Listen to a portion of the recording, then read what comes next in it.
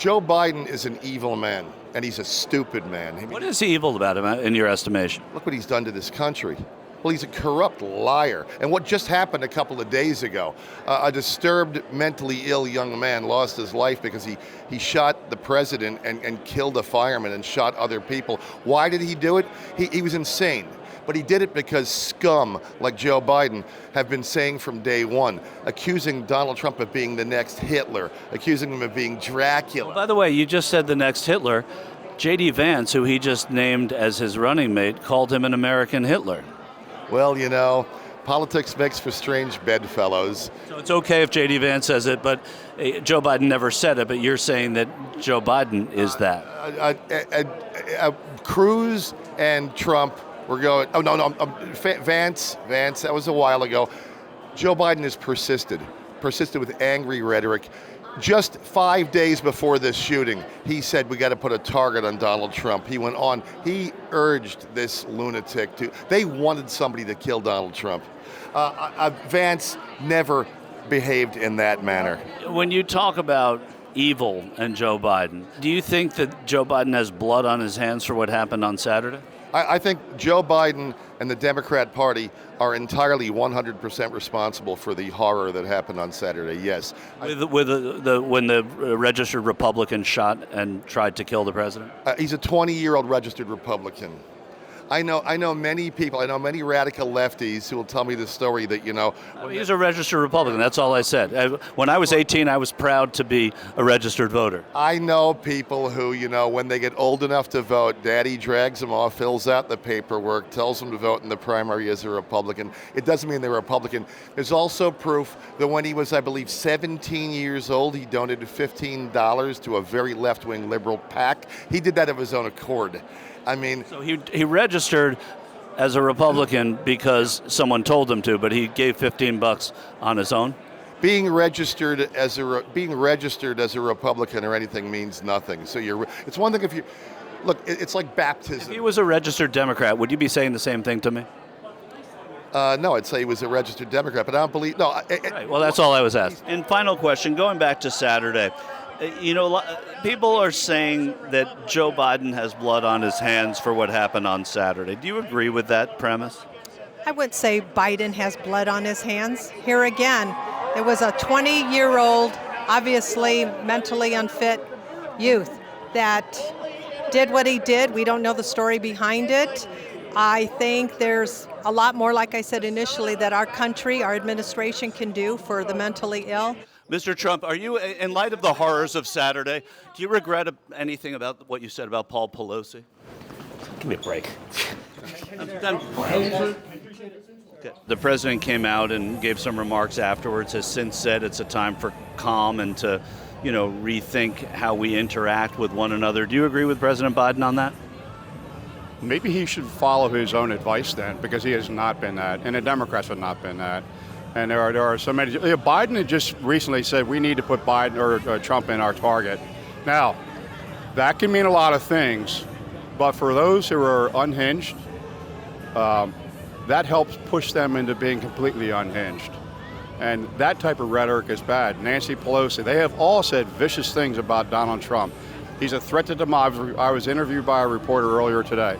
Talk to me about the threat to democracy. So first off, we're not a democracy, we're a republic.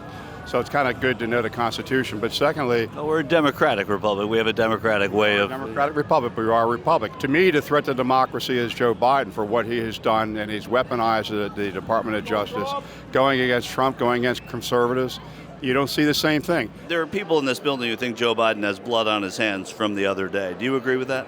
I will tell you, Joe Biden has blood on his hands from the 13 service members he got killed in Afghanistan. There were service members killed after that, and then he blatantly denied it inside of his debate within the first opening few minutes. He said that no service members died under his charge, which, and I can see how he'd forget it. The man was checking his watch when the bodies returned back to on our soil.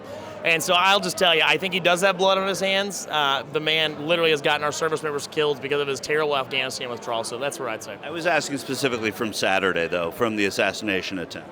You know, I mean, I haven't really thought that deeply about it, but I will tell you the political temperature and the things that the Democrats have been saying are significantly more violent in nature than what the Republicans are saying, and so I think the tenor that they've been using is what attributed to it. High-profile Democrats just calling for political violence and using things that were, I think maybe Joe Biden or the White House was saying they want to lower the temperature, but then literally that same night he had an interview where he was saying, I mean, he's a threat to our country, and basically attributing that to the fact that he's a domestic terrorist, and so obviously they speak out of both sides of their mouths. You looking forward to seeing the president? Oh, yeah. Just talked to him yesterday. How's he feeling? He's feeling good. What did you think when you saw Saturday? What was your first thought? It was heartbreaking.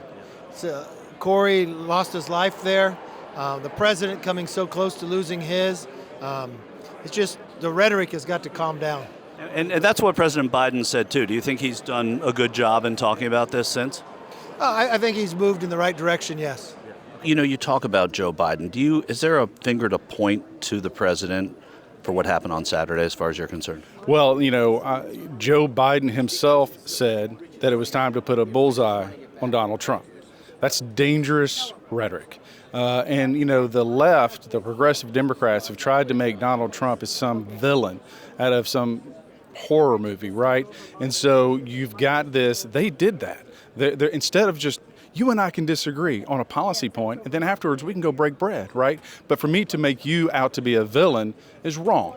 And Joe Biden's wrong. He's a poor leader, and he's demonstrated that, look, this is an election about the pocketbook. Groceries are up 30-40%. Rents are up. For many people, the American dream of having the house and the picket fence, it's no longer attainable. But then I go back to we have been flooded. We're being invaded at the southern border. Look, we are a sovereign nation. We are the leaders of the free world, and we don't even have a secure border. We'll send money to Ukraine to secure their border, but we're not securing our own. About 4 years ago, I took my kids to a playground. I was arrested for going there during COVID. I was prosecuted for almost 3 years by the state of Idaho for trespassing.